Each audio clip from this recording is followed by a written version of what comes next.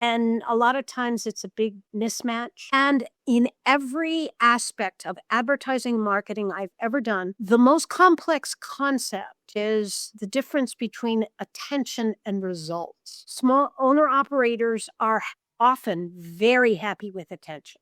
And you have to teach them that attention is not the same as results. So you're on Facebook and your business is B2B, and you probably should be focusing a lot more attention on LinkedIn, and your plan and your approach should have a strategy, years worth of content creation planned in advance, or more, even a month's worth, and batched for around a strategy and a purpose and an intention, and for buyers, not for, look, they liked that video. Ooh, I had 87 likes on my video.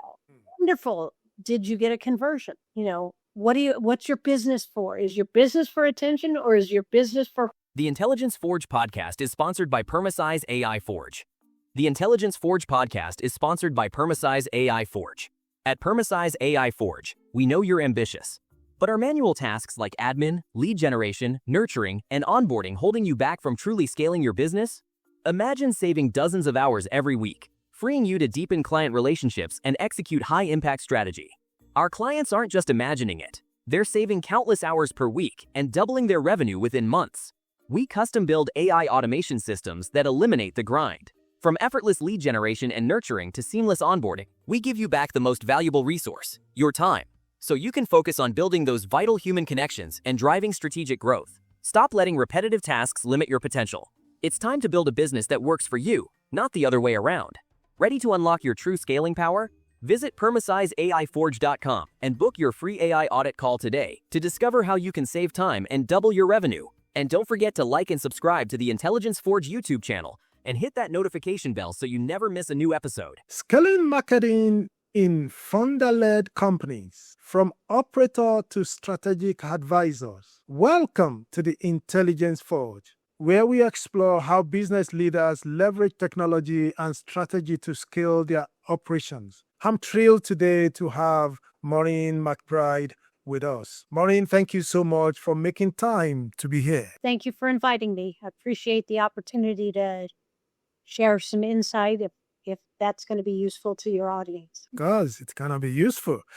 I'd like you to start by having you introduce yourself, your company, bottom line of enterprise, and the capital masters, and your role in your own words. What do you do and who do you serve? We primarily serve established owner-founder businesses, EO qualified or YPO qualified, and we come in when they're in their second stage growth.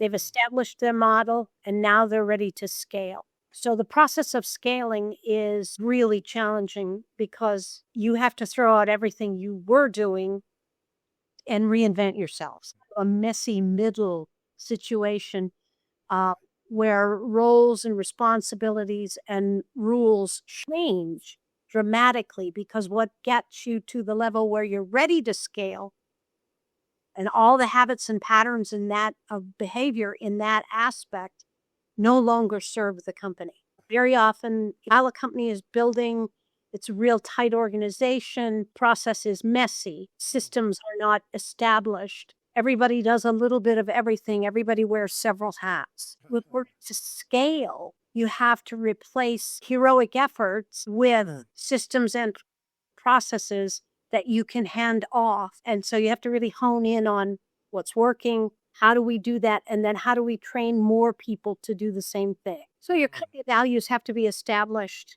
your North Star, things like that, and your leadership team, everybody in the right position at the right time. Fantastic. Thank you so much for sharing that.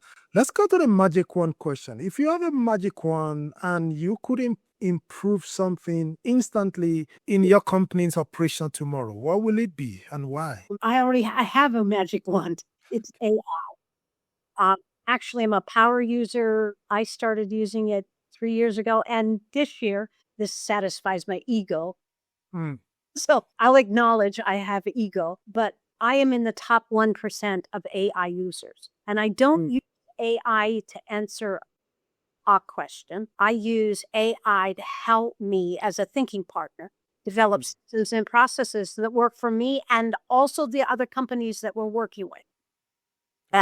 And introducing automations too. We have a company that's currently, and they'll remain nameless, but they've built a $10 million system on direct sales. Now we have to change all of that and add automations so that it's not a salesperson knocking on a door saying, hey, do you want to buy my thing today? It's warm up with AI, eliminating tire kickers with AI, having consistent touch throughout using AI. And when I say AI, I mean basically automation. Right. All right. Thank you so much for sharing that. Let's transition into a main topic, scaling marketing in founder-led companies. You work at the intersection of brand, growth, and operations, especially helping founder-led companies clarify their marketing position and scale marketing system. From your experience, what are the biggest misconceptions founders have about scaling their marketing functions? Generally, an owner-operator has passed over technology. Their eyes just go into opposing concentric circles. Even if you say something as simple as, where's your domain name registered? They have no idea. Who's your domain name server?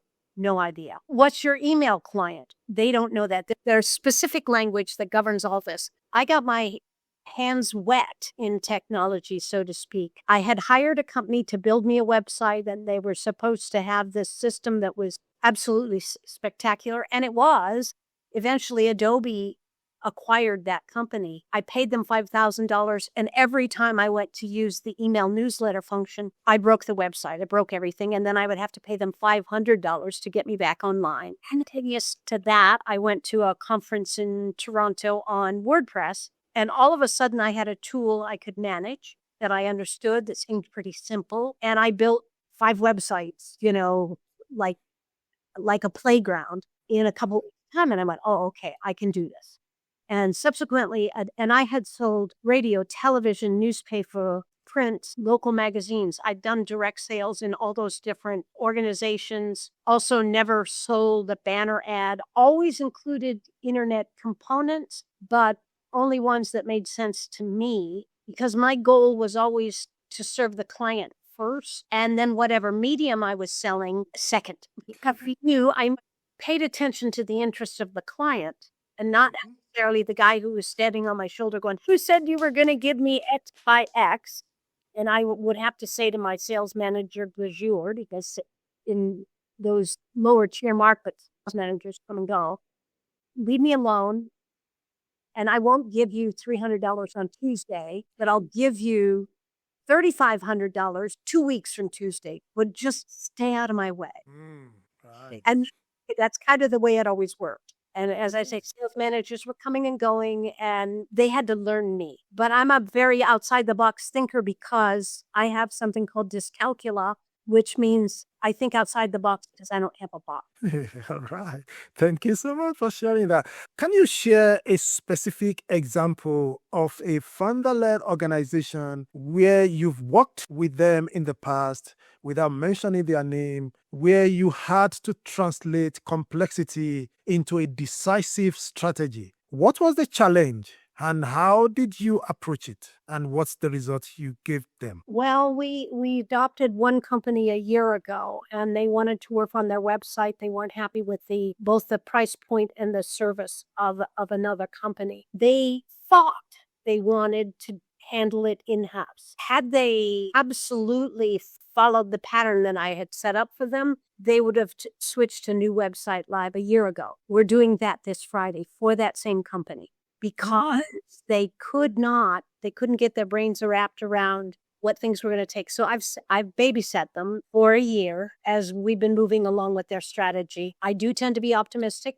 I do tend to believe that people are more eager to learn than they are. Many people, particularly in the United States of America, are not pioneers in the sense. The education system teaches people to be right. It doesn't necessarily teach them to think. Complexity is, you're always translating that. And I've got a 30-question form that somebody has to fill out before we can start to work with them, and we have to walk them through that form because they're owner operators and they have websites and they're doing marketing, and a lot of times it's a big mismatch. And in every aspect of advertising marketing I've ever done, the most complex concept is the difference between attention and results. Small owner operators are often very happy with attention, and you have to teach them that attention is not the same as results. So you're on Facebook and your business is B2B, and you probably should be focusing a lot more attention on LinkedIn, and your plan and your approach should have a strategy, years worth of content creation planned in advance, or even a month's worth, and batched for around a strategy and a purpose and an intention, and for buyers, not for, look, they liked that video. Ooh, I had 87 likes on my video. Wonderful. Did you get a conversion? What's your business for? Is your business for attention or is your business for profit? Okay, thank you so much for breaking that down. Apart from that, you mentioned that you took a company last year and you're trying to revamp their website. I believe that's just one of the things that you do.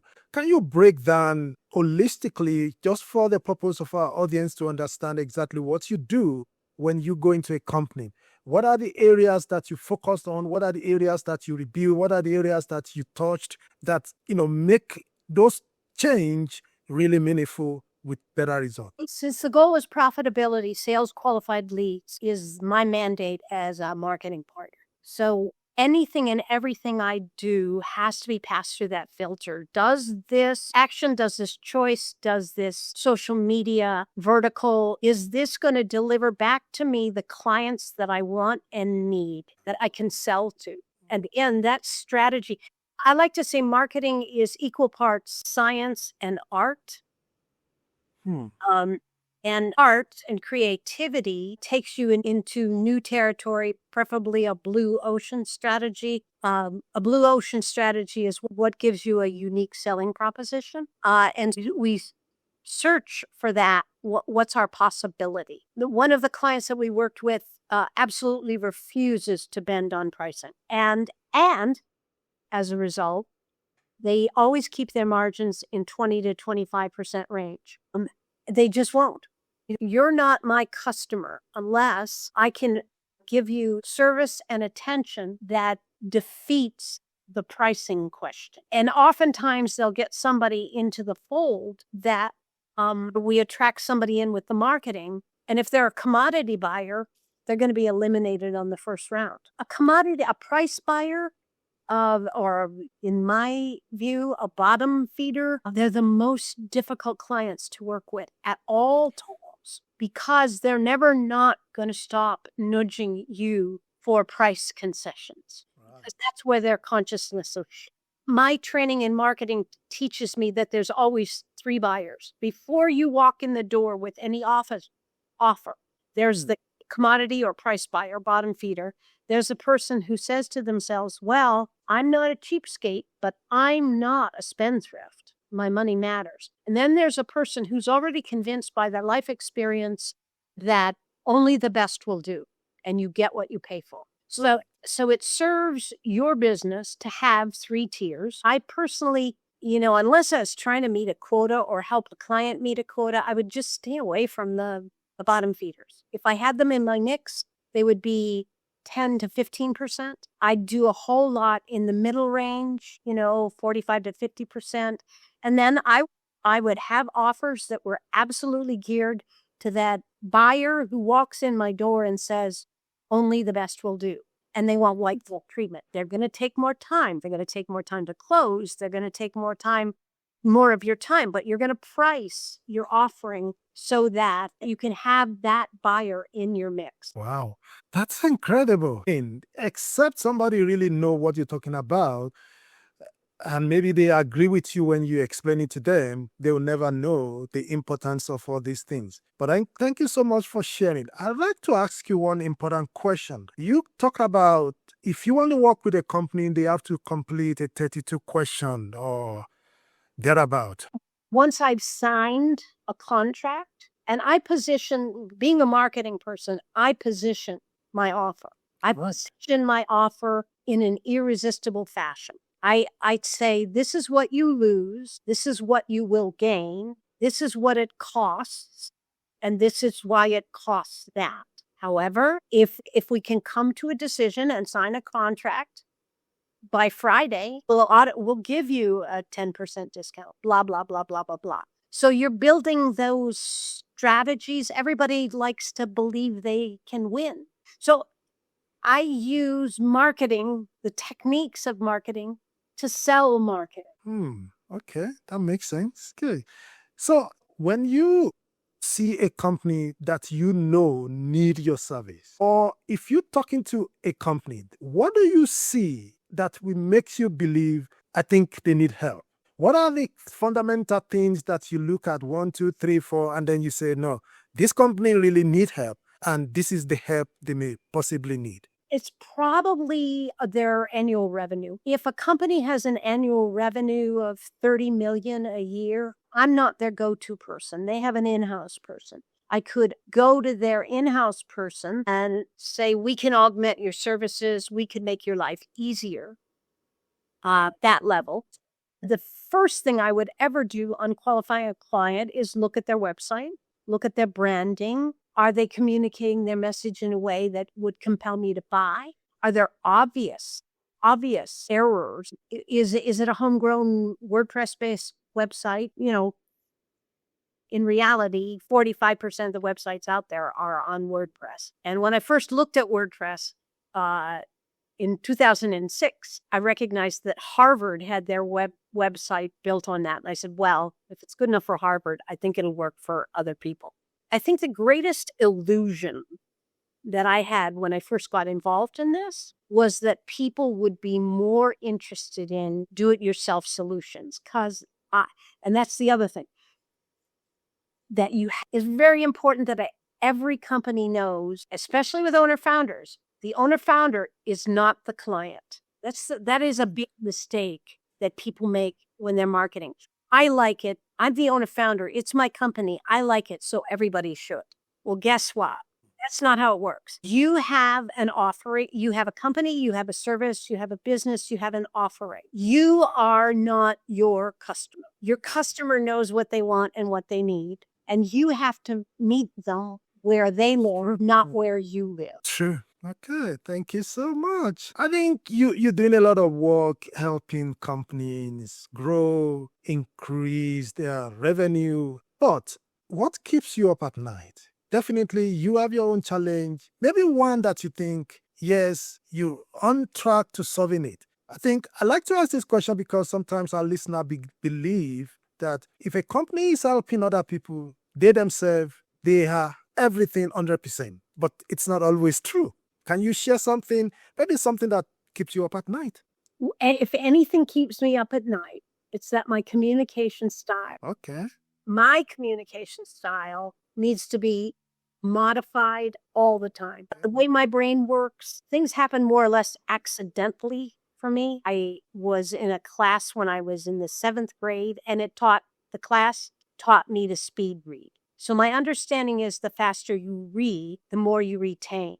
The thing that keeps me up at night very often is somebody asks me what time it is, and I want to explain how the watch works. Wow. Too much of details. Okay. All right. I get that. Thank you so much. Well, I was just going to say that it's a constant challenge for me to understand, especially with a linear thinker, because my mind, it's Katy Perry. Baby, my brain is ADHD-AU. So I can entertain complexities. I can entertain details.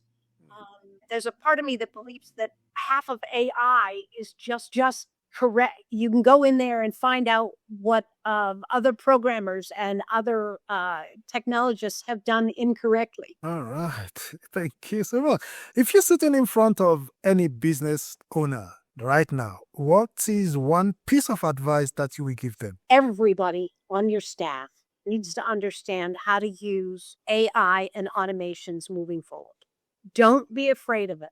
Do learn to use it correctly. You know, if you're in the top 1% of AI users and you've been doing it for 3 years plus, it hallucinates all the time. So use it correctly, and be suspicious and skeptical at all times of the result you're getting. If AI delivers something back to you that you know 100% is wrong, say, hey, that's wrong. It isn't infallible. It's real good for SOPs. It's real good for step-by-step directions. It's real good for clarifying misunderstandings that you have or that your client might have. It's good for me, I have to take my email, which is verbose and complex, and go put this with 3 bullet points for a type A owner founder. And then that just does that for me. That's quite a process. But maybe give us example as part of the advice, 3 areas that you think a typical company could use AI automation. I think in a sales and marketing outreach, it's invaluable. That's one. And actually, there's a hidden value in AI that any one individual, take your conflict into AI. That's two. A conflict with a coworker, a conflict with take it in and say, acting as an expert mediator, and then detail the conflict. How can we overcome this conflict resolution? Third one? The third one, people are using it for relationship advice on a personal level. Okay. It doesn't hurt to share that too. Apparently, 40% of the users currently do use AI as their personal shrink. Wow, that's incredible. I'll take that. Yeah, if you have the $19 a month version of any one of them, you can set up a side chat, a private chat for your own psychological evaluations. All right. If our listener wants to get in touch with you, probably they feel like you have what it takes to take their company to the next level, how can they find you? One of the best ways to find me is through our website, coachtothebest.com. Very, very simple. COACHTOTHEBEST.com. And we selected that because we are in support of people being their best. Just send an email through the contact window on that website and specify that you saw this podcast. Thank you very much, Emmanuel. And we'll take it from there.